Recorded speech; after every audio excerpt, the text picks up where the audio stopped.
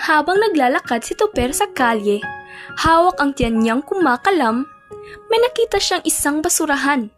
Agad niya itong pinuntahan. Nagsimulang maghukay si Tuper sa basurahan. Nagbabaka sakaling may tirang pagkain, kahit sirang tinapay, kahit tirang kanin. Basta may ipaglaman lang sa kumakalam na tiyan. Minsan, iniisip ko, bakit ganito ang buhay? Habang ang iba'y nagrereklamo sa ulam nilang paulit-ulit, ako'y masaya na kahit anong mahuhugot ko sa basurahan. At agad niyang kinuha ang tinapay. Tatanggalin ang dumi at kakainin ito ng dahan-dahan na para bang isang mahalagang pagkain para sa kanya. Ang iba, tinatapon ng pagkain. Pero para sa katulad kong wala, bawat butil ng kanin, bawat piraso ng tinapay ay isang biyaya na hindi ko hahayaang masayang. Kita mo naman sa mukha ni Tuper, gutom na gutom. Hindi mo aakalain na ilang araw na pala siyang gutom. Tuwang-tuwa si Tuper nang nakakain na siya ng isang pirasong tinapay. Pero para sa kanya, hindi ito basta tinapay. Isa itong pag-asa na bukas baka hindi niya na kailangang halukayin ang basura para mabuhay. Ayan, nabusog din ako sa kinaan kong tinapay. Kaya naman, sa sobrang busog ni Tuper, nagpahinga muna siya sa gilid ng bahay ng mayaman. Hoy bata! Dito ka naman nagtatambay? Hindi nagtambayan dito! Lumayas ka dito! Pasensya na po. Sandali lang po. Wala akong pakialam! Layas! Layas! Aray! Wag ka na ulit babalik dito, pulube! Ang baho-baho mo! Walang awa siyang itinaboy ng mayamang lalaki. Para bang aso lang si Tuper sa paningin niya. Minsan iniisip ko, may halaga ba ako sa mundong to? Para bang kahit saan ako magpunta, lahat gusto itapon ako na parang basura. At lalayo na nga ang kawawang si Tuper.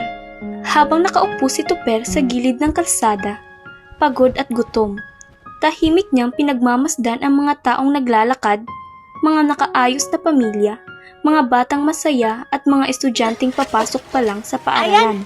Ang bigat naman ito. Napansin niya ang isang batang may dalang bag. Malinis at maayos ang uniforme. Dahan-dahan lumapit si Tuper, parang nahuhumaling sa kasuotan ng bata, lalo na sa bitbit nitong bag. Sarap na. Ang ganda naman ng bag mo. Nag-aaral ka ba? Oo, papunta pa lang ako sa school. Excited na akong pumasok. Ngumiti si Tuper na may halong lungkot. Masaya ba yon? Oo, ang saya sa school. Ang daming laro, madaming kaibigan, tapos may masarap na pagkain. Ang saya siguro yung may recess, may baon, may upuan sa loob ng silid-aralan. Yung may guro ka nagtuturo at hindi yung gutom ang magtuturo sa'yo kung paanong mabuhay. Dahan-dahan niyang itinaas ang kamay at mahina niyang hinawakan ang braso ng bata. Hindi niya napansin na madumi ang kanyang kamay. Iniwanan ng mabahagyang mansa ang puting uniforme ng bata. Ay, madumi! Diyos ko! Bakit minawakan ang anak ko? Napakadumi mo! Baka mahawa pa siya sa sakit mo! Mabilis na tinakpan ang kamay. Napayuko na lang si Tuper. Pasensya na po.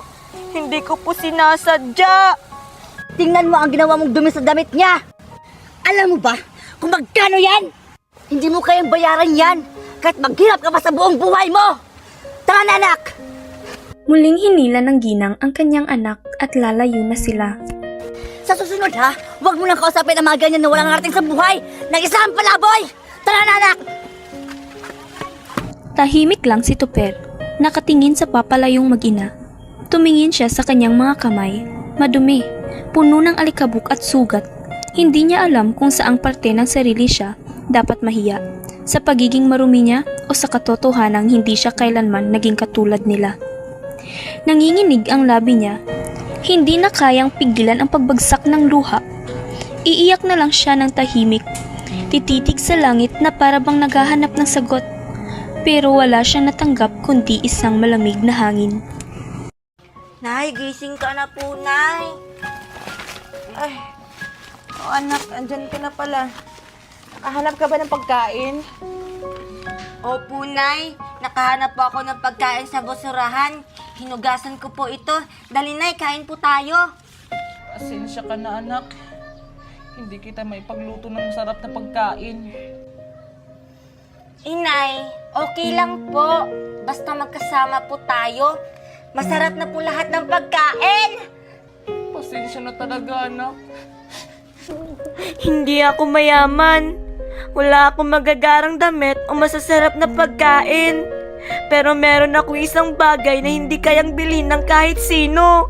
Isang inang mahal na mahal ako. At sa mundong puno ng panghuhusga, ito ang bagay na pinapahalagahan ko ng higit sa lahat. Kinaumagahan, tulog pa rin si Tuper sa gilid ng kalsada.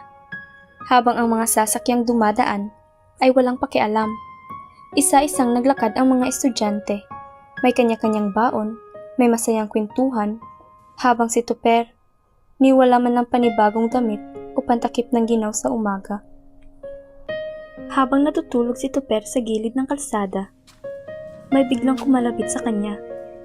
Dahan-dahan siyang dumilat at bumungad sa kanya ng isang batang babae, naka-uniforme. Parang nakita dati. Ikaw ba yung batang may magandang bag? Yung tinanungan ko dati kung masaya ba sa school? Oo nga, no? Ikaw pala yung batang lumapit sa akin dati? Yung nahawakan ako? Tapos, nagalit si mama? Oo, ako nga yun. Pasensya ka na talaga, ha? Hindi ko lang talaga mapigilan. Gusto ko lang naman sanang maramdaman yung mundo na meron ka. Okay lang yan. Di ko na rin sinabi kay mama. Pero, lagi kitang naiisip simula noon. Bakit lumapit ka ngayon? Kasi nakita kita ulit, natutulog ka pa rin sa kalsada. Wala ka bang bahay? Baka magkasakit ka niyan. Tapos, wala ka pang sapin, malamig pa naman. Wala talaga akong bahay. Kahit saan-saan lang ako natutulog. Yung tinatawag naming bahay, gawa lang sa sako. Pinagpatong-patong lang namin sa tabi ng basurahan. Yung mama ko lang ang natutulog doon. Tapos ako, dito na lang para hindi na kami magsiksikan. Napayuko na lang ang bata, tahimik, at ilang sandali.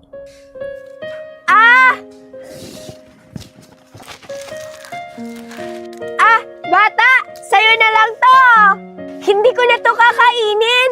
Kunin mo. Kasi mukhang hindi ka pa kumakain. Sige na, kunin mo na. Huwag ka nang mahiya. Salamat talaga, bata, ha? Alam mo ba, ilang taon na akong hindi nakakain ng ganito. Ang saya-saya ko ngayon. Kasi kahit ganito ako, may mga tao pa rin gustong bigyan ako ng mga pagkain. Ano ka ba?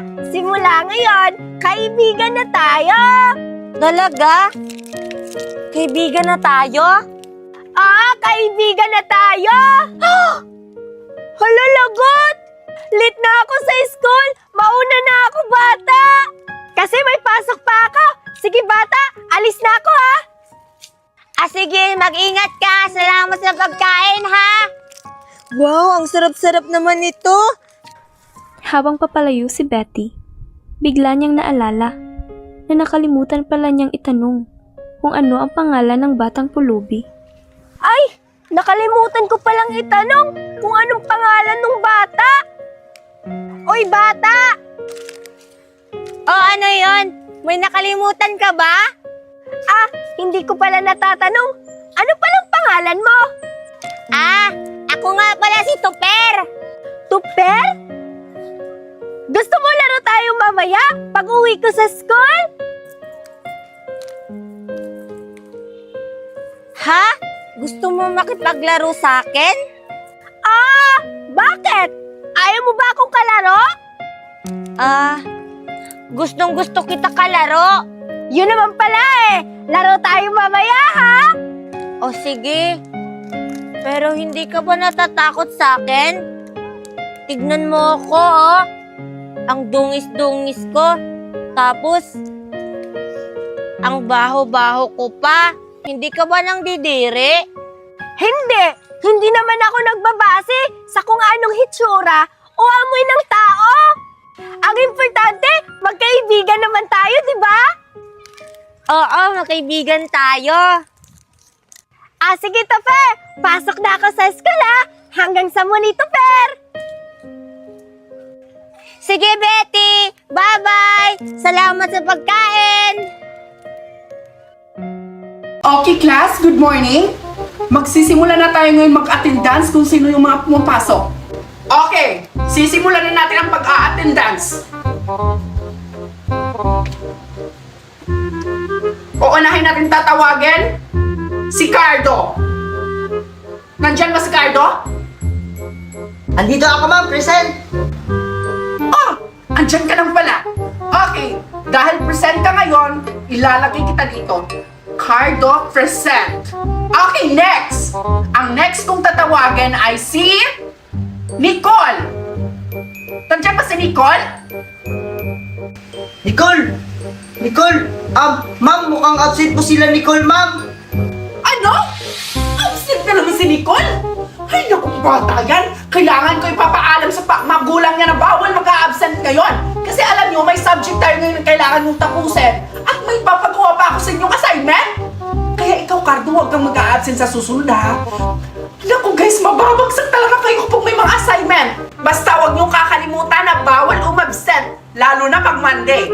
Okay, ang next kong tatawagin dito ay si Betty. Nandyan po ba? I'm here, ma'am! Present! Okay, Betty present. Okay, class. Dito lang nagtatapos ang ating mga attendance. Mag-start na tayo sa ating gagawin assignment. Teka lang, ma'am. May nakalimutan po kayo, si Boboy. Yung katabi ko dito, absent. Ay, oo nga pala, no? Nakalimutan ko. Absent ka naman si Boboy. Magkasama lang silang Nicole at Boboy. Nagka-absent ngayong araw, ha? Ilalagay ko dito sila ng absent. Wala silang makuha ngayong percent. Ngayong first class. Okay, guys. Mag-start na tayo sa assignment natin. Ang assignment nyo ngayon ay kailangan yung masagutan yung ano bang Ingles ng bulaklak. Isulat nyo dyan sa papel nyo. Para bukas, ipapakita nyo sa akin kung anong isasagot nyo. Kung tama ba yung sagot nyo, bibigyan ko kayo ng 100% at 5 star. Okay? Naintindihan mo ba? Ano ba yan? Assignment na naman? Walang katapusang assignment ba? Ano ba yung nakakainis naman? Cardo, pakupihan mo na lang ako sa assignment mo mamaya, ha? Ano ka ba, Betty? Palagi ka lang kumukopya sa akin. Oo nga, palagi ako kumukopya pero binabayaran naman kita eh. Binibigyan naman kita ng pagkain ko tuwing recess. Tsaka hinahatian kita ng baon ko kapag may rami akong pera. So huwag ka na magre-reklamo. Bibigyan naman kita ng pera kapag malaki yung baon na binigay sa akin ni Papa bukas eh. O sige, magkano ba ibibigay mo bukas? Finally, pumayag si Cardo. Ang bait mo talaga, Cardo. Ang galing mo talaga pag pera na ang usapan, no? Sige, bibigyan kita bukas ng 20. Okay lang ba yun sa'yo? Ha, ano, Binti? Pwede mo bang tasan? Kasi lahat ng mga assignment ko, sa akin ka kumukopya eh. Ano ba yan, Cardo? Bulaklak lang naman yung assignment eh. Pinapataasan mo pa? 20 na lang, sige na. Siyempre, hindi lang yan. Hahatian kita kapag meron pa akong mga pagkain. Ano? Sige na naman, Cardo. Pumayag ka na. Sige ka. Hindi na lang ako magpapagawa ng assignment. Hindi na lang kita mabibigyan ng pera sa susunod. O sige na nga, basta promise mo sa akin ha. Bigyan mo ako ng 20, tapos bigyan mo ako ng pagkain ha. Promise! Shit, nautot na talaga ako. Anong gagawin ko? Kailangan ko na to ipalabas to hanggat hindi pa sila nakatingin sa akin. Hindi ko na matiis. Ilabas ko na to. Simutin ko nga kung anong amoy. Ang baho. Ano yung bantot? Ang baho! Utot! Cardo, naamoy mo ba yung naamoy ko? Ang baho! Amoy utot! Ha? lagot, naamoy ni BT yung mabaho kong utot. Sana hindi niya ako mahuli. Wala naman akong naamoy mabaho ah. Baka yung ilong mo may diferensya. Talaga ba? May naamoy kasi ako eh. Mabaho. Teka lang, tayong tatlo lang dito eh. Si teacher, tayo tapos ikaw at ako. Tanungin ko kaya si teacher kung siya ba yung umutot. Teacher! Ikaw ba yung umutot? Ang baho kasi! Best on user needs. Ano? Sino ba umutot? Aba, huwag mo ako pagbintangan, Binti, ha? Tayo-tayo lang dito, tatlo ako pa pinagbintangan mo? Ayos kayo, ha? Yung galing na hindi maganda yan. Kung umutot kayo, labas kayo dito sa classroom, okay?